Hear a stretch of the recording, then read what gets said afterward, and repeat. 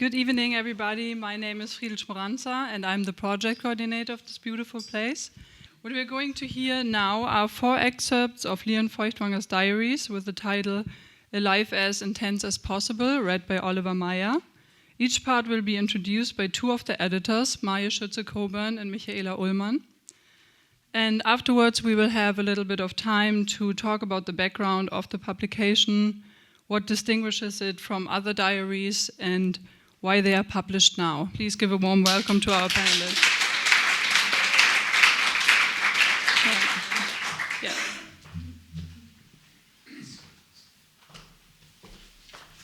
Thank you very much, Friedel, for that very kind introduction. It's such a great pleasure to be here to participate in this event and celebrate with all of you the publication of Lion Feuchtwanger's diaries. First off, I want to thank the Villa Aurora team with Marje Kleinman, Friedel Schmoranzer, and the rest of the group here for hosting the US premiere of the diaries. It's really a big event for all of us. And a special thanks to Professor Oliver Meyer for sharing his talent with us to make this evening so memorable. I also want to thank the publisher of Lion Feuchtwanger's publisher and also of the diaries, Aufbau Verlag in Berlin, and our co-editor, who's not here, Nela Holdak, for their support and for the enthusiasm for this project. The publications of these diaries has taken at least 30 years in the making, so it's a really big deal that they're finally published. And finally, I would like to thank 2 of our collaborators on this project who worked tirelessly, and without both of them, this wouldn't have been the project the beautiful book that it's become. Professor Anna Hartmann and Klaus-Peter Müller. Both of them gave incredible amounts of research and expertise and really dedicated to this project. And if you've taken a look at the publication and see all of the annotations and all of the footnotes, it's a phenomenal effort that they gave us. But before Oliver starts with the first section of the diaries, I just want to give a bit of background. I know many of you know Lion Feuchtwanger, but then to sort of set the stage of what we're going to be hearing. Lion Feuchtwanger was born in 1884 into a wealthy Orthodox Jewish family in Munich. He was the eldest of 9 children, the most studious of them, small in stature and less athletic from his siblings. And we're told from Marta, his wife, that his siblings teased him tirelessly throughout his childhood. His parents had especially high expectations for him as the eldest son, and his childhood was dominated by the religious faith that they had, as well as observing the daily and weekly religious rituals. And in addition to that, he studied every day, reading the Hebrew Bible and the Aramaic Talmud. While this was very taxing, this rigorous education that he experienced as a child really nourished his keen intellect and also laid the foundation for his lifelong fascination and interest in the history of the Jewish experience. I think that Leon's father, who was very interested in plays and books and reading, also played a really key role in his development as a child and planted the seed, I believe personally, for him wanting to build his own personal library later. He began to write in grade school and also began to question the restrictive nature of his religion. He graduated from high school in 1903 and then began attending college at the university in Munich, the Ludwig Maximilian University. So for this first section that Oliver's going to read first, it's in 1906. And Lion Feuchtwanger is living in Berlin at the time. He studied there for a couple of semesters away from Munich. While at the university, he not only attended the lectures of the university, but he was busy enjoying life to its fullest, meeting with friends, attending plays, writing, and constantly meeting women, both socially and also prostitutes. And I just want to sort of set the stage, because from what you're going to be hearing, in all ways he lived his life with intensity.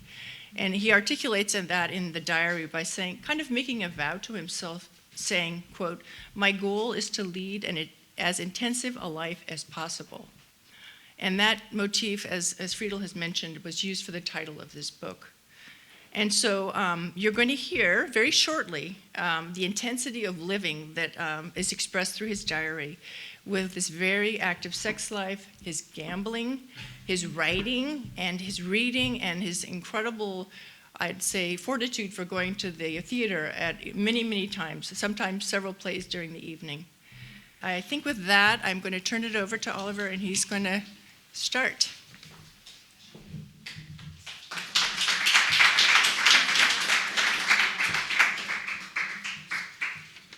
I hear that this is Lion Feuchtwanger's lectern, and I'm very happy about this.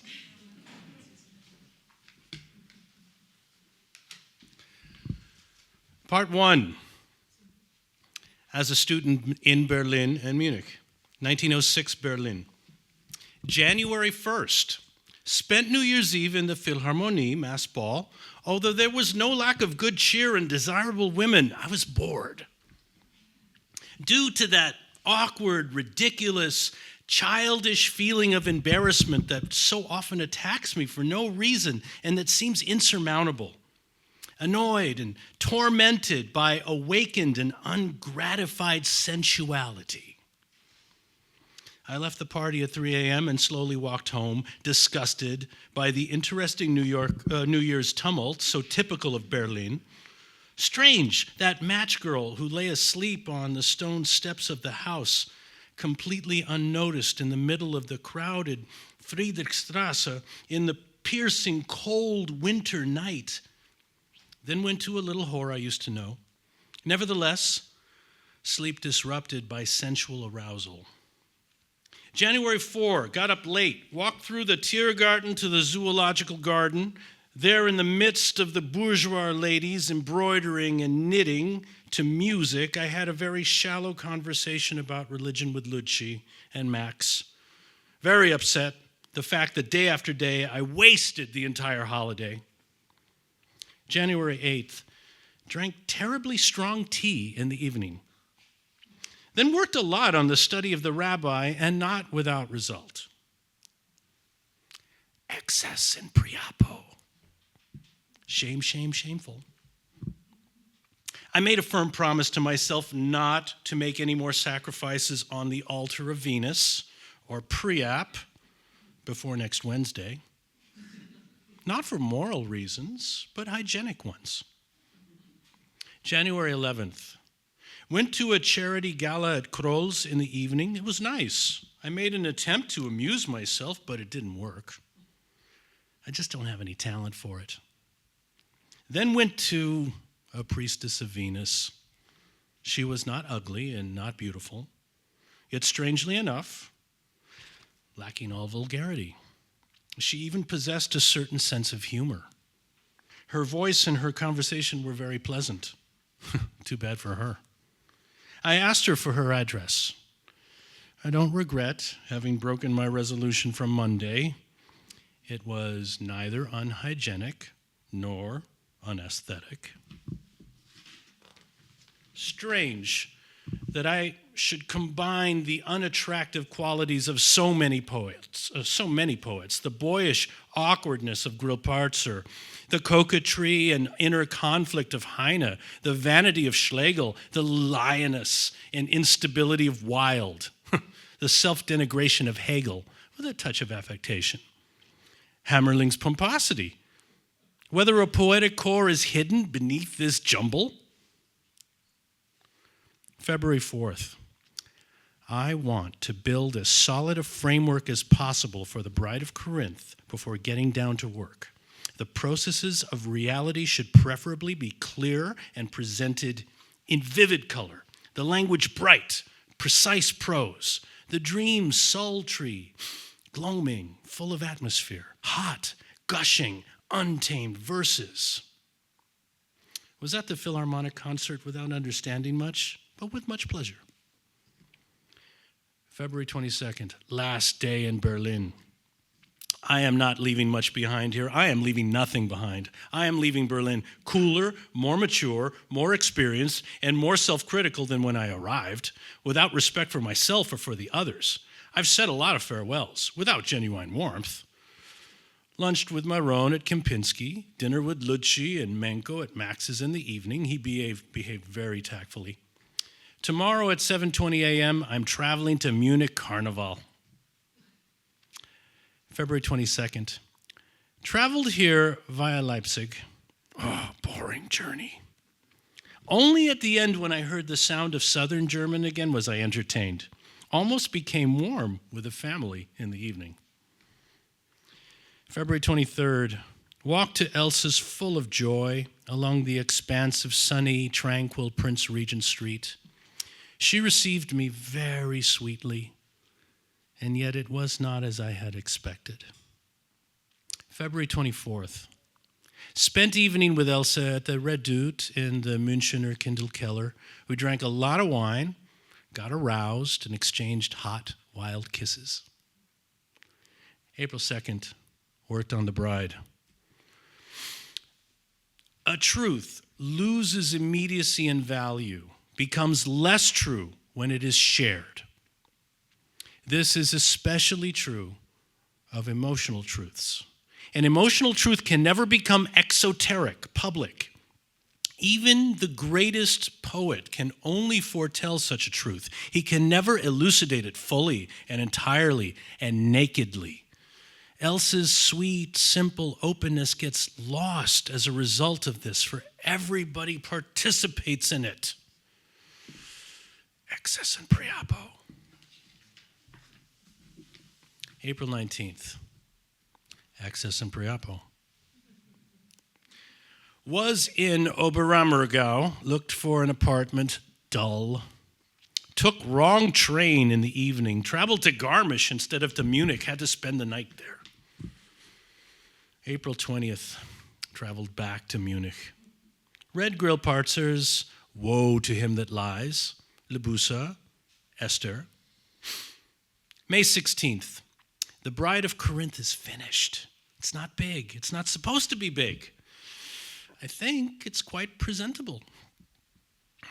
June 16th, my Weltanschauung, my philosophy of life.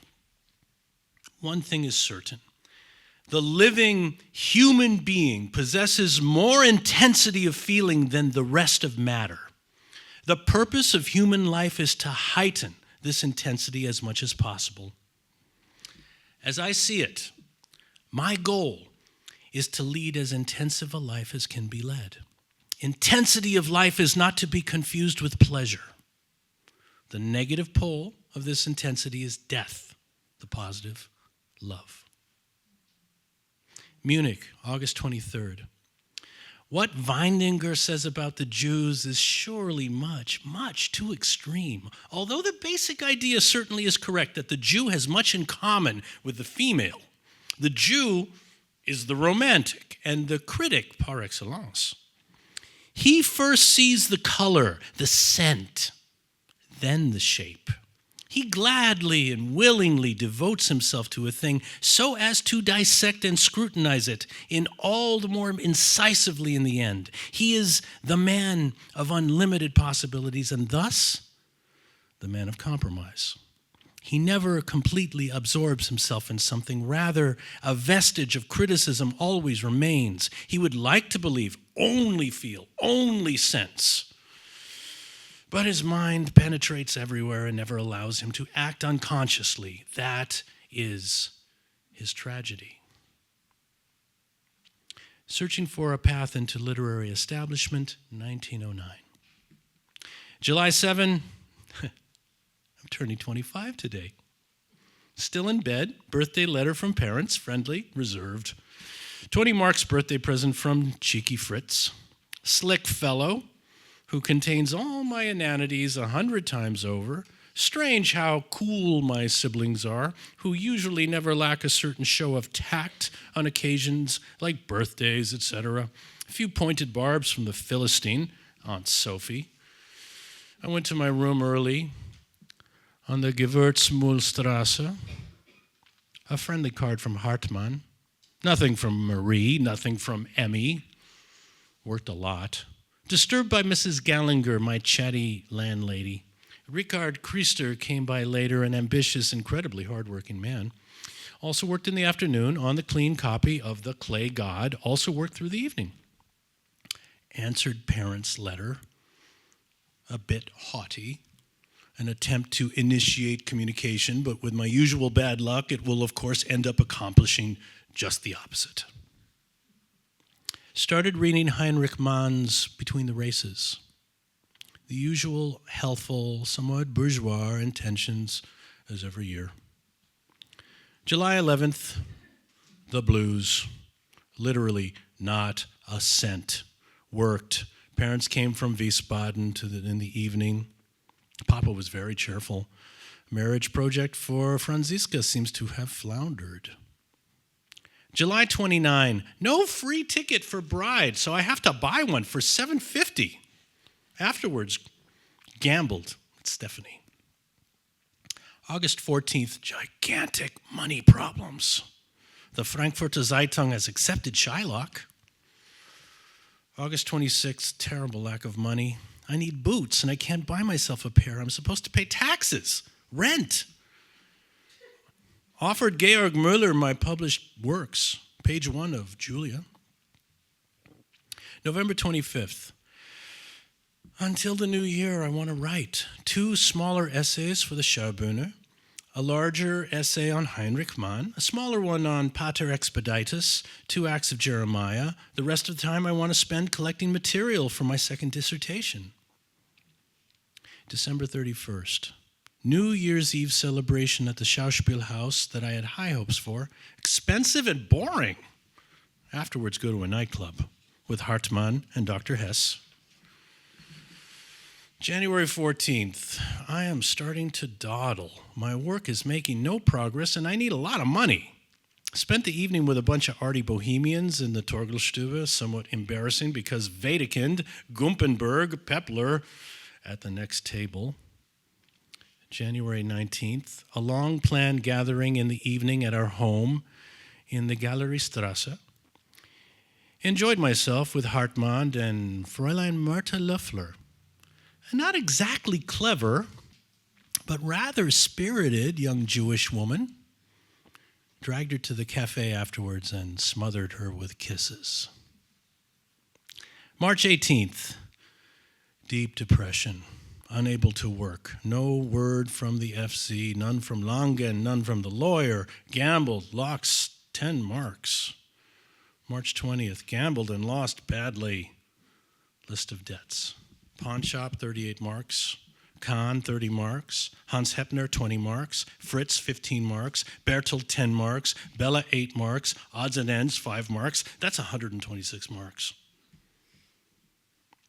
30 of which must urgently be repaid.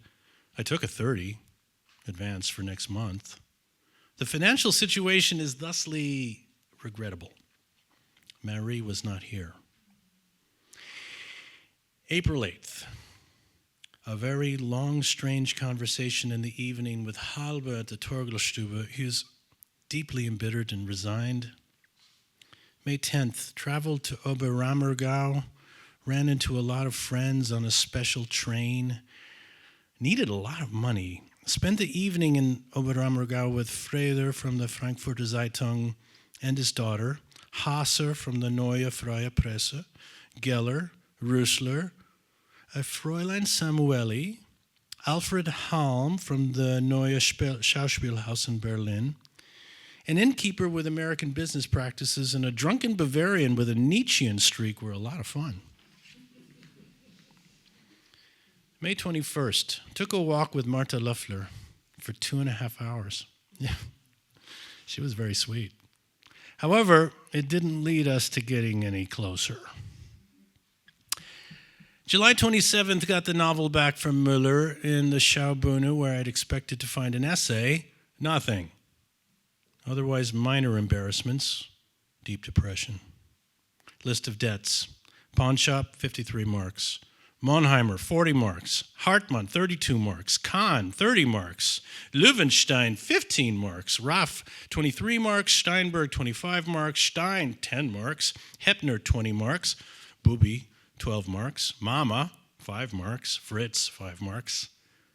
280 marks debt total. Horrible. August 11th. Received 30 marks and immediately gambled 20 of it away. But now I faithfully promised myself not to gamble anymore, even if 1,000 devils try to tempt me. Likewise, I have firmly resolved, 1, masturbation to be avoided at all costs. 2, spend no more money except for Marie and Marta L. Marie here in the evening, and she was very sweet and warm. August 12th, broke my resolutions, of course. October 12th, Yom Kippur. Noon at my place with Marta. She looks splendid and gave herself to me without further ado. She is magnificently amoral, fun-loving, and young. Gambled in the evening, lost 100 marks. Won back 80. October 29th, Marta calls, comes by in the evening. Marie surprises me with her embarrassing scene on the street.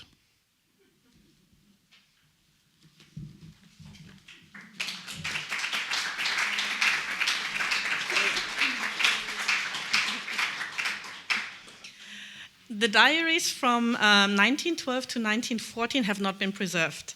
During these years, Leon decided not to finish his second dissertation. The money he made as a freelance theater critic was meager. In 1912, Lion Feuchtwanger was 28 years old. Marta became pregnant, and the two decided to get married in Überlingen on May 22nd, 1912. Leon's parents did not attend the wedding. According to Marta, she wore a black dress and a huge black hat for the ceremony. The newlyweds went on a honeymoon backpacking in Switzerland. After an exhausting hike, Marta almost lost a child. On September 11th, 1912, their daughter Elisabeth Marianne was born in Lausanne. The child was weak and Marta fell dangerously ill. Following the doctor's recommendations, the young couple traveled to Petra Ligure in Italy for the mild climate. Tragically, their daughter, who was only 10 weeks old, died. She was buried on the small cemetery in Petra Ligure. After a few months of grieving, Leon and Marta continued their travels. Leon wrote articles for a number of newspapers and journals so that they had food and a small income. Their journey brought them to Monte Carlo, Florence, Rome, Capri, Naples, and Syracuse. In July 1914, the couple took a boat to Tunis, but due to the growing crisis in Europe and the war between Germany and France, Leon was imprisoned in August. The clever Marta managed to get him released and to organize a boat that brought them back to Italy. In September 1914, the couple returned to Munich, where they moved into their first apartment together. Matured through the loss of his only child and the experiences during their 2 years of travel, Leon's career as a writer started in earnest. Due to his weak constitution, Leon was lucky not to have to fight during World War I. Nevertheless, the war left a strong impression on him, which is evidenced in his work from that time. In the years to follow, which will be covered in the next reading, Leon becomes a sought-after playwright. He adapts works by others for the stage, but also writes his own plays, including the plays Warren Hastings, Jud Süß, Die Kriegsgefangenen, or Prisoners of War, and Julia Farnese. The royalties and salaries for his work allow him to make a comfortable living for himself and for Marta. It is also during these years that Leon establishes many friendships with other artists. Several, among them Heinrich Mann, Arnold Zweig, and Bertolt Brecht, will remain his friends throughout his lifetime.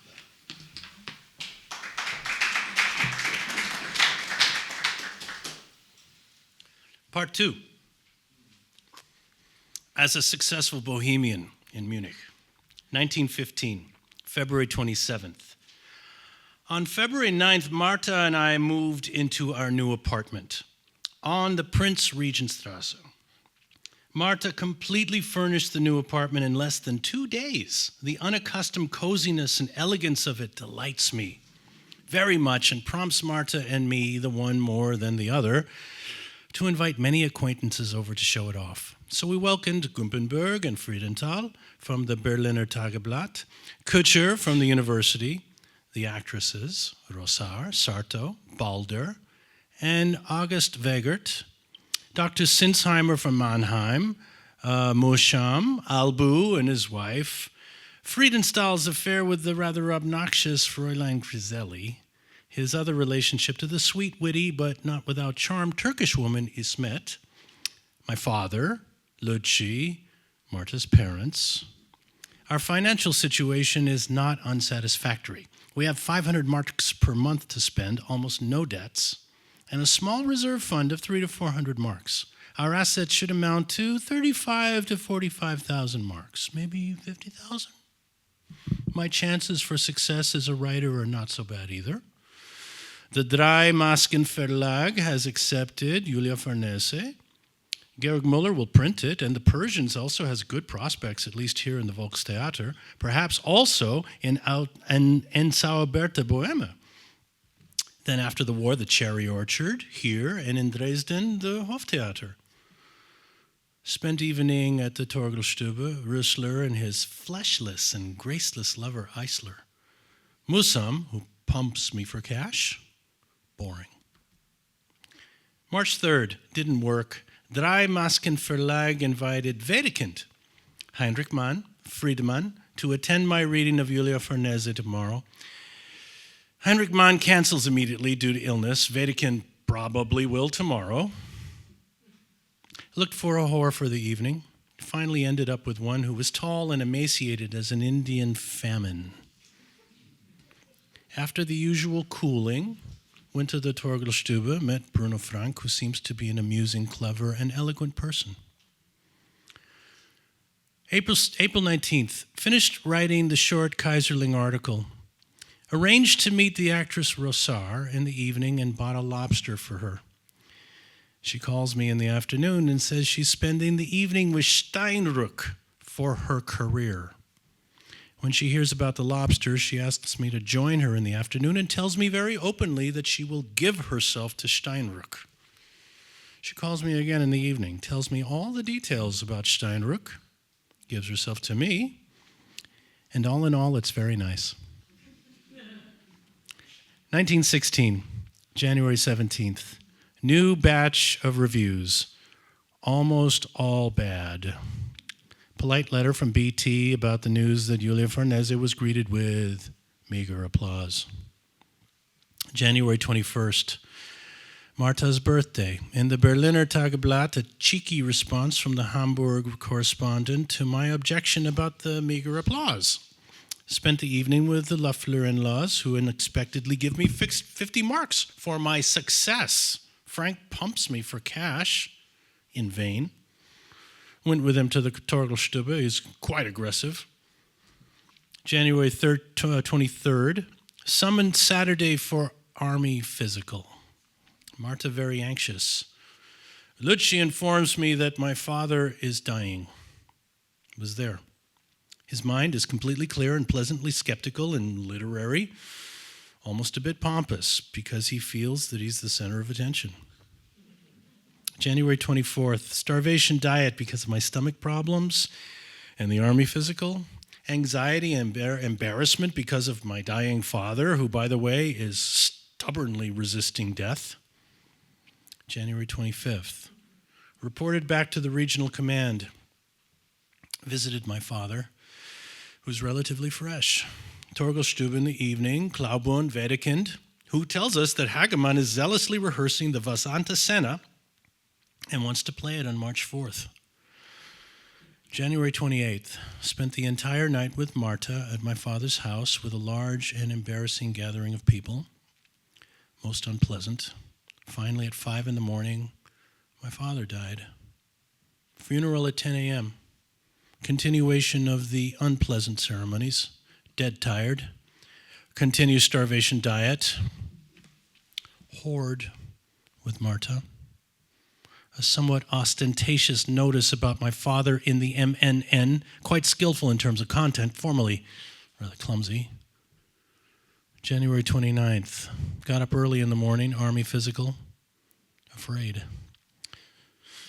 Starvation diet pointless, without further ado postponed for the next exam.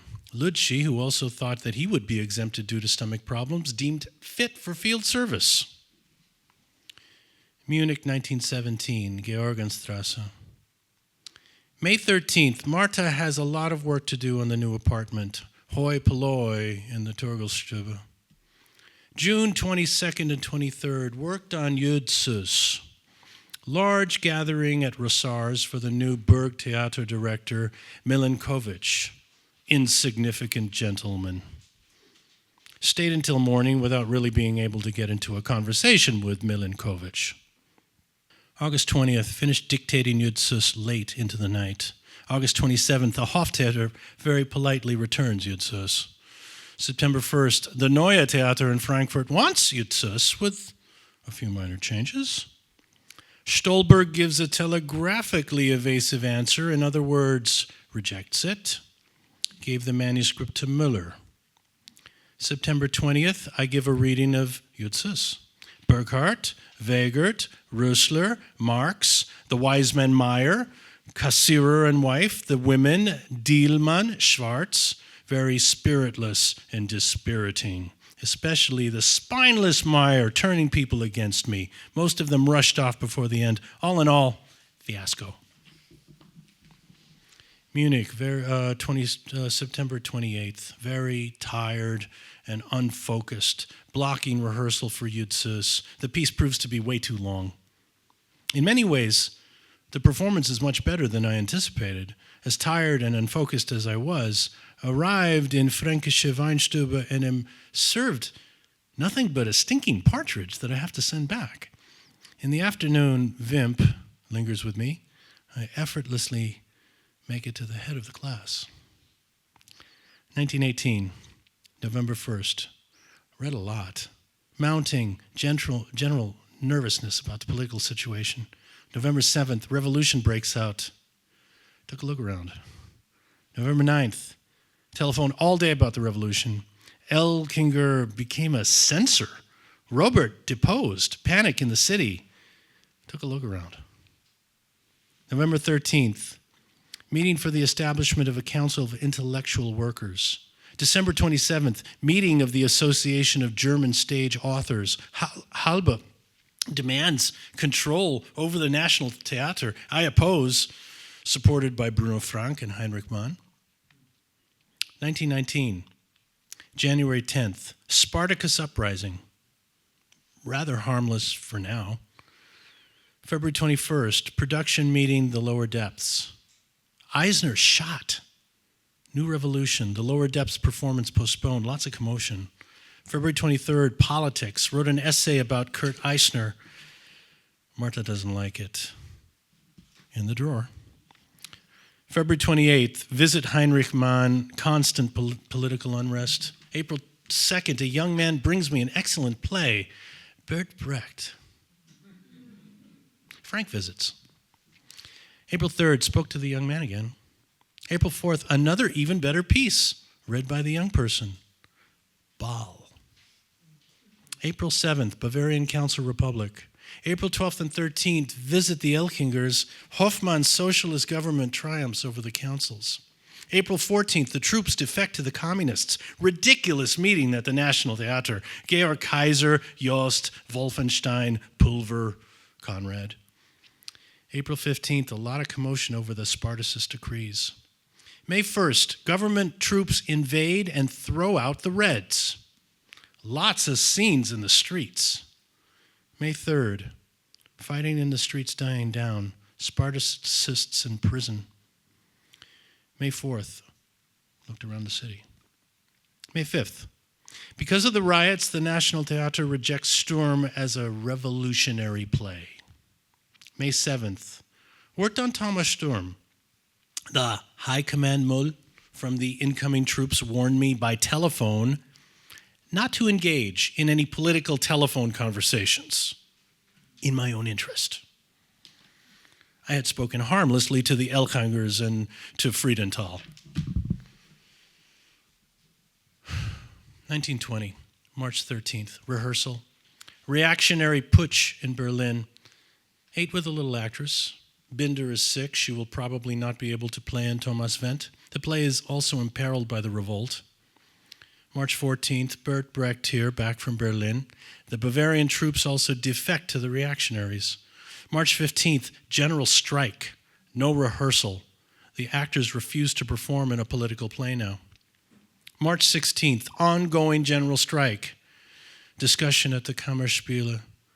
Barely inclined to perform Thomas Wendt now. March 17th, strong anti-Semitic sentiment.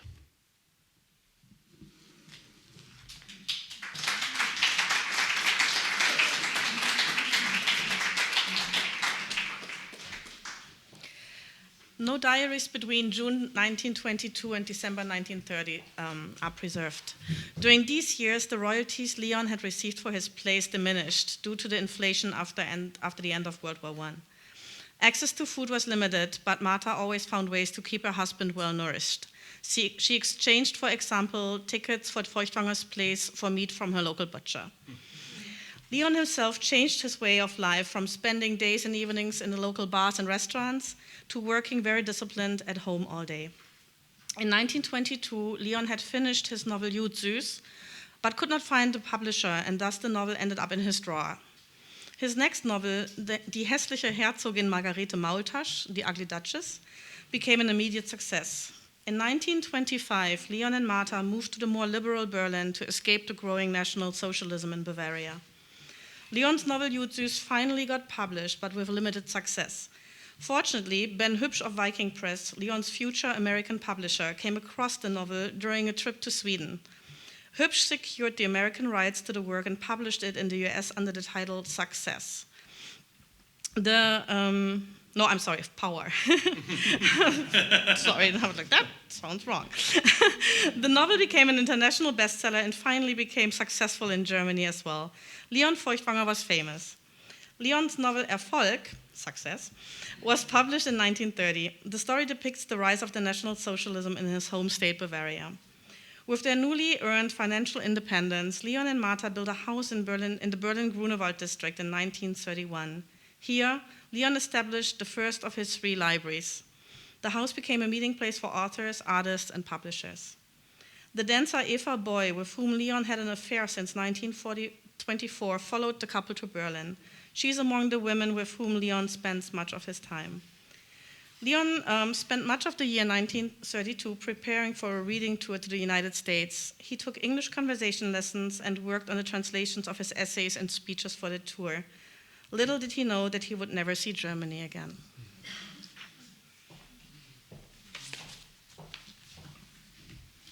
(1932) April 4th. A representative from the New York lecture office visits me.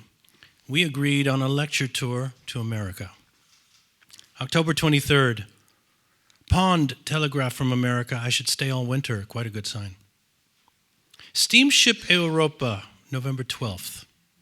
Didn't sleep late. Took a short early walk with the Milquets, then drove with Marta to Southampton and to the docks. My hat flies away on the tender of the Europa. Marta is being especially nice to me. Saying goodbye to her is terribly difficult for me. Dead tired. The ship is very good, but I still feel quite uneasy. New York, November 17th. Rather excited. I'm talking to a lot of people, lots of superficial things. The question of tipping is troubling to me. 10%, 20%. Then Pond comes onto the ship with reporters. Everything is going relatively quite well. I speak a lot of nonsense and fairly standard English, which the fellows like. Then arrival, slightly hazy, but very nice. New York, November 18th. Excited, an awful lot of calls, which at first I can't handle. It will improve later. Then masses of journalists. I do everything very skillfully, extraordinary success. Also the many already published interviews, quite favorable. Genuine success. Countless awards, cards, letters, etc. Lunch with Pond and Hübsch, and Pond's rather fat, blonde, moderately pretty, and stupid girlfriend. Then flew with the pleasant, very masculine record-holding pilot over the skyscrapers. Extraordinary impression. The afternoon newspapers were also very good. Höllerin came, reported that he had reported very well to Berlin. Then came Hübsch. Unfortunately, I'm supposed to give an awful lot of quite senseless speeches. Spent evening with Pond and his girlfriend in a speakeasy. Quite nice. November 21st, Hertz notifies me that he is printing a second edition. Pond sends me a secretary who helps take care of a lot of small things. Then I go to Viking Press, writer's lunch. My speech turned out quite well. Then the conversation with an agent from Brown. There's a chance I might go to Hollywood. Terribly tired. Took artificial sun. In the evening, spoke at the National Art Club, quite good. Dead tired. When I get home, a lady calls me. I confuse her and let her come. She turns out to be a whore. Quite nice. The hotel calls. I send her away. November 26, movie agent from Curtis Brown here, not very promising. Lunched with Louis Brown, his wife, and a Jewish journalist, quite nice. Visited the photographer Genthe. My schoolmate, Paul Drey, was there. Then an enthusiastic Jewish communist journalist. Dead tired. Ate alone, much too much. December 2, evening at the Jewish Theater, a Jewish journalist picks me up. Ate at a Jewish restaurant, rather bland. Then the performance. I'm sitting between the author and the Jewish journalist. It's rather hard to follow. I am dead tired. Afterwards, the director and Schwartz, the leading actor, bring me up on stage, praises me. I'm supposed to give a speech. I speak quite poorly. Then went to Schwartz and others, rather dull. The young girl who plays the leading role does not dare to come to our table. Return home dead tired. Atlanta, December 6, too little sleep. A woman comes early in the morning and wants to make a print of my hands for the newspapers. I am quite nervous. I read poorly. Only women in the auditorium, self-important, social butterflies. Some quite nice and clever. I flirt with a few. Visit the Negro University. Very tired. Very interesting. I promised to read there. German people call me in the evening. I have to go out with them. In the middle of the Cotton District, they have built a barbaric German town club with Heidelberg and beer tavern and harvest festival. Dreadful. Then they show me Negro churches with marvelous singing and a gruesome prison that looks like a zoological garden. 1933, Albuquerque, New Mexico, Monday, January 2nd. Altogether, the train has 14 passengers. Got acquainted with most of them. A lovely British film actress among them, two rather nice older ladies. In Albuquerque, the people are very proper. Albuquerque, January 3rd. Drive into a surrounding area with the insignificant, poor, but winsome Dr. Piercy. Visited Indian villages, collections of Indian cultural, historical objects, brief, beautiful sunny walk. Lecture in the evening. Bearing up despite a cold, small audience, a horrible room with bad acoustics. Go out afterwards with a few professors from the university, quite cozy. Train to Los Angeles, January 6th. All day at the Grand Canyon. Altogether magnificent, but it must look a lot more majestic in summer. Very mediocre company. Funny how a very solicitous young man who I believed was a Jew and also spoke to as such turns out to be a Catholic priest. Los Angeles, January 7th. A Dr. Lissauer picks me up at the train. Nice car. He takes good care of me, but he obviously expects me to give a speech by heart. Out of the question. I'm supposed to have lunch Monday with Lemley, the movie king. And I want to see Upton Sinclair and probably Einstein, who arrives on Monday. Los Angeles, Sunday, January 8th. I'm a little disappointed that the newspapers don't really say much of anything. Nice excursion along the coast of the Pacific Ocean. Pleasant lunch. Then I have to give a talk in a large theater. There were about 1,000 people there. I was highly praised in the introductory speeches, and then I read rather well. But I'm not really understood. A lot of people leave, which makes me a little nervous. Gradually, it improved. Afterwards, a very nice social gathering. Los Angeles, January 9th. Clever young communists there. Then with Lissauer at the Atelier and Universal. Saw the studios first. Big and barbaric and interesting. Then lunch with Lemley and a few others. Lemley is a senile, shrewd gentleman. Then saw a film. Then Lemley's house, very tired, very, very vague hopes that something will materialize with Lemley. Los Angeles, January 10th. Very early in the morning, drove with Lissauer and his girlfriend in the car to Mexico. Very foggy at first, but then it clears up. Gorgeous drive. Then to Mexico without any difficulties. Beautiful seaside town. Casino. I lose $80. Pleasant music in a Spanish casino. Drive back very pleasant at first, then heavy fog. Back very late. Receive word that I will lunch with Chaplin at noon. Los Angeles, January 11th. Lunch with Chaplin and Mr. Muse from Universal. Chaplin is thrilled about my idea for a Hitler film. Long drive to Pasadena to Einstein in the evening. Rather nice. Einstein doesn't talk much and is smug. He is terribly saturated. It takes quite a long time. I jokingly argue with his wife about our English. Train to San Francisco from Los Angeles, January 12th. Lunch with the German consul, quite interesting, somewhat moronic, but honest man, who feels terribly unhappy in Los Angeles. Then I drive out to Chaplin. He's even more enthusiastic than the day before, and that's even possible, and wants to travel to Europe with me. He escorts me in his car the long way back to the hotel, then dinner at a Chinese restaurant with Lessauer and his wife, then departed. The train is very full, but I am now able to travel quite well in America by myself. New York, January 30th. Got up rather early. The German legation chancellor who had written to me, Lehmann, arrives at 10 o'clock and tells me that Hitler is Chancellor of the Reich. Then to the German ambassador. The embassy looks so modest that at first we keep driving, so I arrive late. It's quite nice. He and his wife seem to be sensible people. He is thoroughly insignificant. Then Frau Lehmann drives me to the airport. I am flying back. The lights of New York didn't impress me as much as I had expected.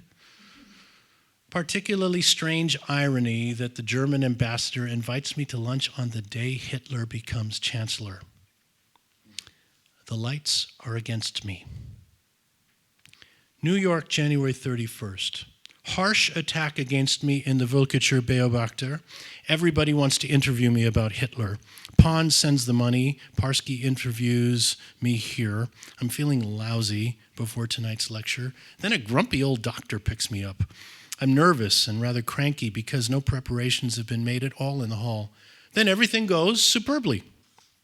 I speak better than ever. Afterwards went out to the doctor and the daughter for a little bit, drank whiskey. The fat Jew, the young one. Oops, I think I missed something. Akron, February 2nd. Constantly surrounded by people. Lunch. They want me to talk about Hitler in the evening. The fat Jew, the young one. He says he has to weep with anger every time he reads about the suffering of the Jews. I want to write something about Hitler for the evening, but the secretary does not come due to a misunderstanding. I am terribly nervous. When she finally arrives, I dictate some of it, breakneck speed, within a quarter of an hour. The hall where I'm reading is very large, very full, but I easily fill it with my voice so that the microphone could be switched off. The audience is very attentive. Nobody leaves. Big success. Aquitania, between New York and Europe, March 1st. At the last minute, I decided to take the steamship Aquitania instead of the steamship Albert Ballin, so as not to have to face the disagreeableness of the Hitler people on the German steamship. St. Anton, March 13th. Express letter from Cernau in Zurich. My house was occupied by SA troops, the car and the typewriter confiscated. The files and manuscripts were torn out and hauled away. I'm taking it very calmly. Marta as well. Took a walk. Wengen, Switzerland, March 24th. Bought a new typewriter. New life.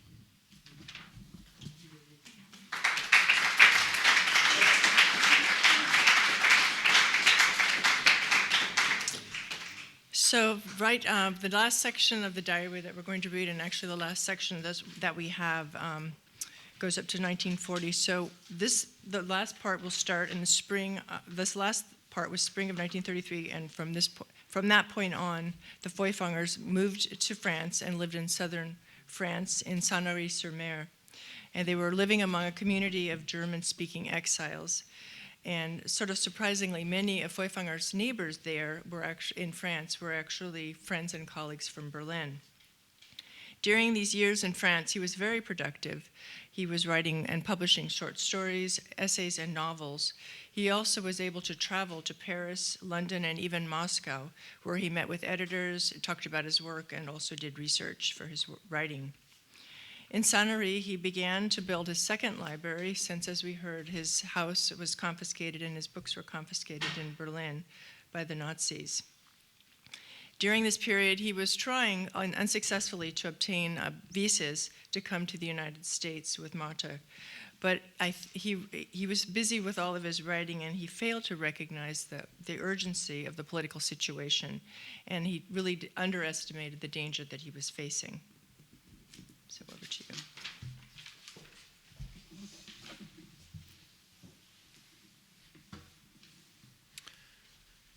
Part 4. Danger of War and Internment. 1938, March 11th. News of Hitler's invasion of Austria on the radio in the evening. March 16th, hideous radio reports from Austria. Sigmund Freud arrested, and the like. March 17th, panic in town because of impending war. Doubts as to whether and when one should go to America. September 12th, Hitler gives a big speech about the war in the evening. Outrageously insolent, stupid, and comedic. Afterwards, many people came over. Stamreich, Marcuse, Freumeyer-Gräfe, Wolf. Flirted a bit with Sasha Marcuse. All in all, stimulating. 1939. August 25th, danger of war. The pivot of Stalin's politics makes my position quite difficult. August 27th, worked badly to the danger of war. Sanary, September 1st, general mobilization. September 3rd, declaration of war, everyone staying relatively calm. September 4th, torrential rain, many stupid rumors. Exile.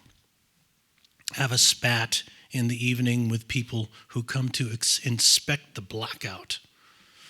September 13th, a first few experiences from the war. Disgusting, this distancing oneself from the outlawed political party with which one initially had made a pact. Statements by German and Italian journalists strongly denunciatory. Personal experiences of this sort. Immense cowardice and personal anxious behavior from the Werfels and Meyer-Gräfe. Nervousness everywhere. Wild rumors of arrests, shootings. They make a mountain out of every molehill. Generally impractical propaganda, because fraudulent propaganda, only sweet propaganda, not bitter. Terrible treatment of immigrants who enjoy the right of asylum. Most intellectuals who would complain at home now have to go to the front under unfavorable conditions. They are first arrested, even if their quality is undoubtedly proven. September 15th. Idled in the morning. Eva comes in the afternoon. She informs me that most likely I will have to go to the concentration camp because all Germans up to 65 years of age are taken there. Great upset all around. September 16th, slept horribly. Summoned to police. Together with the other Germans who are still here, I have to go to the concentration camp tomorrow. Inscription at the police station. Bienvenue tous. La Rode, September 17th. Drove here early in the morning. A huge garage, completely empty, filthy beyond measure. The people I expect to find here are already gone. There are 6 of us. La Rode, September 19th. Slept well with the help of sleeping pills. No hope that the story will end here so soon. Not allowed to receive visitors. La Rode, September 20th. Had a half good, half bad night. The most unpleasant part is that you always have to first ask permission to shit. Otherwise, tolerable. Restrictions, one lies on straw. No light at night. Between 1 and 3 o'clock, one may not shit. Human needs, one may piss. The Corsican sergeant, allez hop! Restrictions with the mail. the impossibility of knowing how things are at Sanary, cut off from the outside world. In the afternoon, news from Marta, Eva, Lola. La Rode, September 22nd, mid-morning at 11:30, transported with the others. Anxiety about the baggage transport and the packing. It went easily, after all. Transported through the city under close surveillance. Drive from Toulon to Marseille. Endless waiting. Horrifying. Then the train stops in Marseille in the dark. One may not leave the tight, stinking carriage. Hideous. The others very helpful, due to my name. Endless, hideous night. Les Milles at Aix, September 23rd. One waits endlessly, then gets transported. Horrifying. Delivered to the camp. Terrible. Military drill. Dreadfully dusty and dirty. The inmates are all especially helpful to me. Small political discussion. All at my feet. I am very revered. Les Milles, September 26th. Conversation with the capitaine in the afternoon. He explains that perhaps tomorrow, at the latest, the day after tomorrow, I will be free. If I am not already, it is because of the carte d'identité, which says Allemand, and it exceeds his authority to release one of them. Sanary-les Milles, September 27th. In the afternoon, just as I am about to be molded, the release happens. Some clumsy packing and drive home by car. Marta very touched when I arrive. Also Lola. Eva arrives immediately. Nevertheless, a little disappointment. October 3rd. General reflections on the enormous stupidity of bureaucracy, especially the military bureaucracy. The whole population senselessly hindered, the schematic obfuscation, the obstruction of freedom of movement, the senseless paperasserie, the contradictory orders, the lack of information on the part of civil servants.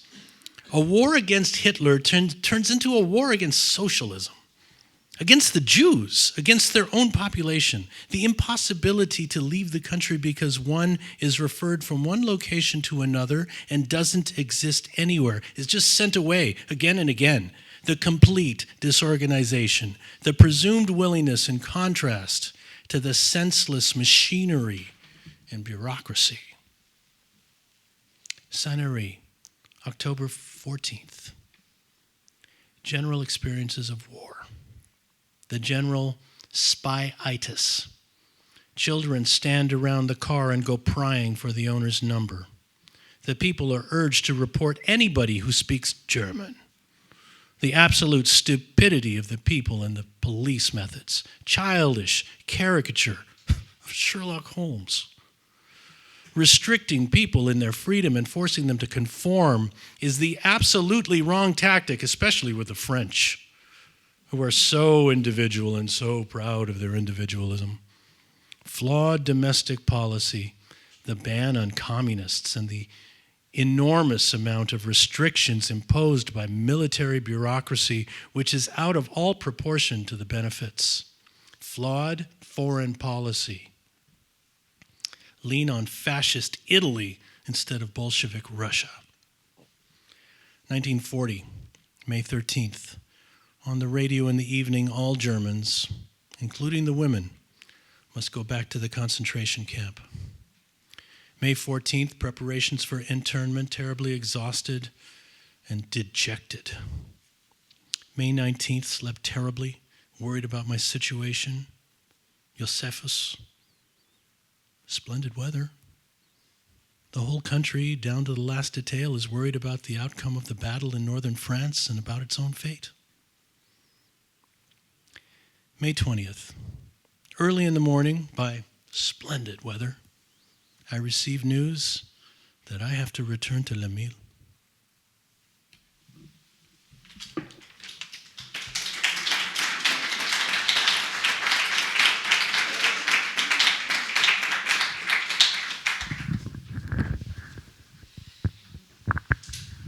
Wow. Thank you so much, Oliver, for the reading. Thank you, Michaela and Marje, for the background information. So, in comparison to his famous neighbor and colleague Thomas Mann, who orchestrated the publication of his diaries, knowing fully well that his work was going to be re-examined after that, Feuchtwanger's diaries have not been intended to be published. Can you talk a little bit about how the diaries have been discovered and the decision to publish them now, 60 years after his death? Sure. I'll be happy to start that off, and I'm sure Michaela will join me. The discovery of the diaries was sort of a multi-pronged process. After Marta died in 1987, a few of the diaries, specifically the Lemy diary of his time in the internment camp, was in his belongings and his manuscripts. We know that because Dr. Harold von Hofe from USC, the professor there who was her executor, was working with that diary and transcribing it and preparing it for publication, it was published along with The Devil in France in 1992. So that diary, that section was saved and recovered. But there were other ones that had gone missing for a time. And it was only when Dr. von Hofe was helping to pack up the belongings of Hilde Waldo, who was Feuchtwanger's final secretary, longtime secretary. He met her in New York when they first arrived, and she traveled across country and was with him the whole time. She, as far as we know, she squirreled away several of the diary notebooks in her apartment. And again, it's not exactly clear. We've heard that she was trying to protect him or protect the notebooks from being destroyed. We're not quite sure, but in any event, the remaining ones that we do have were found in her apartment. And so that was back in the early 90s, and again, Dr. von Hofe was interested in publishing them and was working with, there's a picture of them. There was difficulty in publishing them because Feuchtwanger he used a shorthand called Gabelsberger Kurzschrift that is an old-fashioned type of shorthand and is not known by many people. So it took an expert. She was actually a librarian and also a stenographer who helped sort of crack the nut and get these transcribed for the first time. And again, what was particularly tricky was because he would also do abbreviations with names and things. So it was hard if you hadn't been at that moment in time to know exactly what he was recording. So it took many people working on it.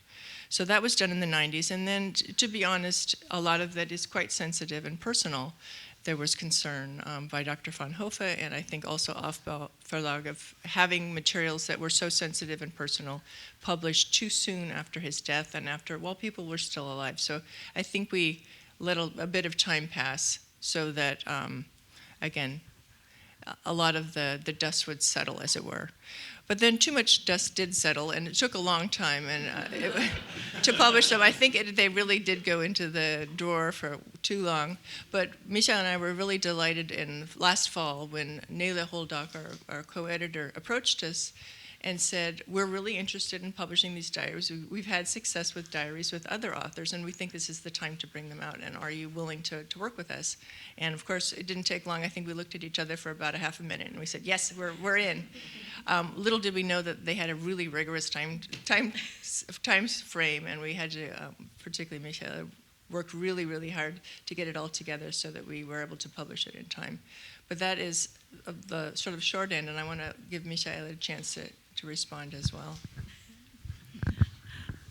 Well, I think you said it all, but yeah, as you can see from just these few excerpts, the diaries are extremely personal. They are, weren't really meant to be published, so this is why it took so long for Harold von Hofe, who knew the Feuchtwangers personally, who was great friends with Marta Feuchtwanger, and he certainly didn't want to lose her trust. And then even Marje has worked with the Feuchtwanger collection for many, many, many years, and I have worked with it for 12 years, and we are basically preserving his legacy. So for us, it was very sensitive to do it at the right moment and also in the right way to honor his legacy and not expose something that wasn't really meant for publishing in the first place. Thank you. You already talked a little bit about the challenges in the Gabelsberger Kurzschrift. What distinguishes Feuchtwanger's diaries from others, or what would you say do the diaries add to the existing research? I mean, what we can see already here, what distinguishes it, you can see that they weren't written to be published. I mean, he's very honest. He's very forthright. He basically writes down his thoughts at the moment. He changes opinions. You know, he talks about friends. One day he feels great about a friend and he's very complimenting. The next day he's a little bit annoyed and he writes that down. So it's very personal. And I think this is we see a very honest person, and again, like Thomas Mann, for example, he wrote his diaries knowing that they would be published, so I think you get a very different perspective. You can also see, you basically follow a young artist, a young man developing, like when the early diaries, he's very young, the entries are still very flowery, and he's trying, you know, to be an artist and a writer, and then later on with maturing and living through, you know, 2 wars and whatnot, you can see that he becomes more mature and his entries become shorter. Before I hand it over to Marje, I wanted to say, like, what can we see here? I mean, we see Feuchtwanger wasn't very, when he lived or in his essays, he didn't speak a lot about himself. So I think the diaries are the closest that we can get to his personality and to the person Feuchtwanger. And then also there's things like the chaplain, you know, we knew that they were friends, but we didn't know that they met quite so early, and there were I think there's a lot here for research that people hopefully can now dig into the diaries and work with them and create more research. We found out that, I mean, at least I looked into the chaplain, the Hitler, you know, when he mentions that Chaplin was so excited about making a Hitler film, or Feuchtwanger's idea to make a Hitler film. In most of the biographies for Chaplin, I can see that it's quoted that Chaplin got the idea after seeing Leni Riefenstahl's Triumph of the Will, which was in 1935. But now we have evidence that, you know, basically Feuchtwanger and Chaplin, maybe even Feuchtwanger gave Chaplin the idea to make The Great Dictator. So this is just like a small idea of the research that can happen, hopefully, once, you know, more people work with the diaries. I don't have anything to add to that, but I wanted to mention that we know that he, or I'm pretty convinced that he wrote during his time here in Los Angeles as well, because when Marta Feuchtwanger was doing her oral history in the 1980s, she actually referred to them, and she reminded herself of what had happened in their lifetime by reading through his diaries, and also quoted from the diaries of the LA period. So we know that they existed at that point. So what happened to those is one of the big mysteries. And Michaela and I sort of tease each other, say, like, let's go back to the archive and dig around a little bit more. Maybe we'll find or dig around here and see if we can find some more, but we're not quite sure. But I sort of have the suspicion that those ones were destroyed because they talked about people that were still in the area and were still alive. The other thing that's sort of interesting is that in 1931 there was an article in one of the newspapers where several authors were asked, do you keep a diary? And Feuchtwanger was quite emphatic that no, he did not keep a diary. Like, why would I want to be recording these things? And the way he described it, I think he didn't want to be like a Thomas Mann, where you are kind of creating a world of the way you wished you'd lived. But it was quite clear that he just wrote at that time of what he did, and I sort of think it as note-keeping as what was important to him at the time and what he might want to remember at a later date and go back and look at. We know that he was a great note-taker, and he always jotted notes about ideas that he would want for future novels, so I think it was just part of his being was to capture ideas he had at the moment, which is what you see here. Thank you. Concerning the writing style and the language, what was it like to read these texts by Feuchtwanger in comparison to his works? Maybe, Oliver, you would like to answer this question. Pleasure. Hi. So when I teach writers, which I've been doing a lot, I try to sometimes make them aware that they have a thumbprint and they also have a voice, and that these are not always the same thing. The thumbprint is what they're born with, but the voice is affected by whiskey and cigarettes and punches to the throat. And, you know, that can be very attractive. But your thumbprint is, you know, your DNA. It's who you are. It's who your parents were. Even more important, who your grandparents were. It's the Orthodox Jew that, you know, that went all the way back to the 19th century, early 19th century, his grandparents. So when I read these and when I read them to you aloud, I was very aware of the elements of style that Feuchtwanger was able to use in the play. Haven't read a great deal of his plays, but I've read 2 plays, and I could sense, particularly they were plays he wrote in his youth. So I felt the young Feuchtwanger very much at play, and a little bit of that style, that education, that wit, that kind of pleasure he took in writing around, let's say, masturbation, which you heard a lot about, and perhaps alluding to affairs without having to state the actual bedding. So that feels stylish.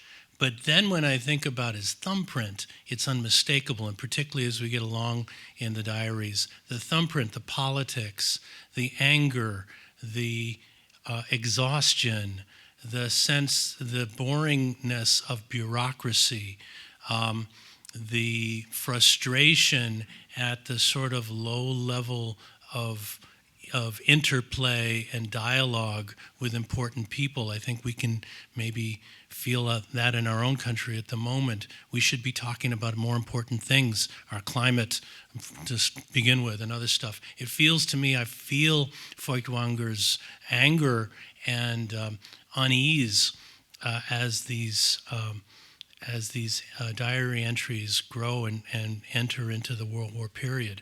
So I feel as if his DNA is coming through, and that DNA comes from a lot of people who worked really, really hard and really, I think, set him up to be that writer of the particularly earliest 20th century who really changed the world, who was Hitler's #1 enemy. That's pretty amazing, isn't it?